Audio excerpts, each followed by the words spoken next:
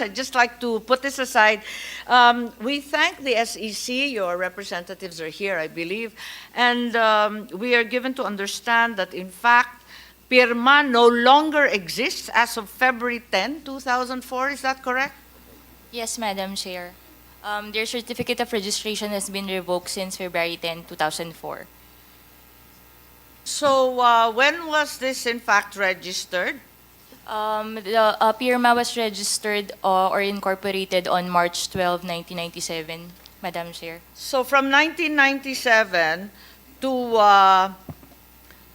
the date that you revoked their incorporation in 2004, I understand that the reglementary requirements, the documents that are reportorial requirements were not submitted. Is that correct? And for that reason, you therefore revoked its incorporation? Yes, Madam Chair. Since the time of their incorporation, they have not submitted any reportorial requirements with the SEC based on our records. Who do you have as the directors of this corporation, please? Yes, you have Madam, Mr. Pedrosa, I understand, Policarpio. Is that what, am I reading properly here? Yes, Madam Chair. Mr. Ontario. Alberto Pedrosa, Mr. Alfonso Policarpio, Yes. Ms. Eliza Salapantan, Mr. Horacio Montefrio, and Ms. Carmen Pedrosa. Yes, and they have never reported or updated their documents with the SEC. Yes, Madam Chair. What we only have are their articles of incorporation and bylaws that they submitted at the time of their incorporation. The name of Mr. Noel Oñate does not occur? None, Madam Chair, at the time of their incorporation. The name of the attorney, Anthony Abad, does not occur? None, Madam Chair. Nor is counsel, Ghana Incorporated, Ghana and Partners in any of the listings. Is that correct? Yes, Madam Chair, none. I understand. Okay, thank you very much. Mr. Oñate, please, and the rest who have come as representatives of Pirma, what is your participation in this non-existent corporation?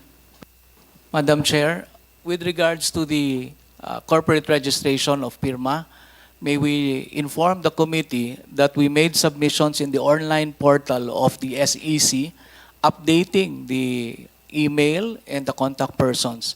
And after that, we are expecting a reply, hopefully giving us a schedule. Kailan po yun, Attorney Abisado? It was made through an email, Memorandum Circular 28 submission portal, Kailan nga? February, just this February, Madam Chair. So pagkatapos lang ng hearing.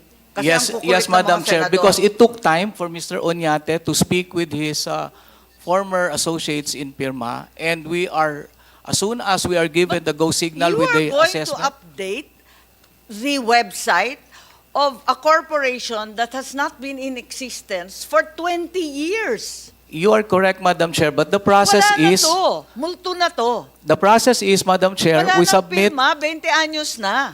Ano pang pagpipilitan natin dito? that will lead to the filing of a petition for reinstatement once we were able to comply with the requirements and the payment of the penalties. That is our expectation from the SEC, Madam Chair, based on the rules of the SEC. Thank you. Tama po ba yun? Pagkatapos ng 2 dekada na hindi nagsasubmit ng anumang papel, buhay pa yung korporasyon? Ma'am, the proper process is they should have filed a petition to lift the order of revocation and not submit any the compliance for MC28 that was been mentioning by Attorney Avisado. So, Attorney Because Avisado, I think the SEC is questioning your legal competence. No, not really. Madam Chair, we cannot file a petition for reinstatement unless we update through this portal. Online submissions lang po lahat sa SEC. So we started updating.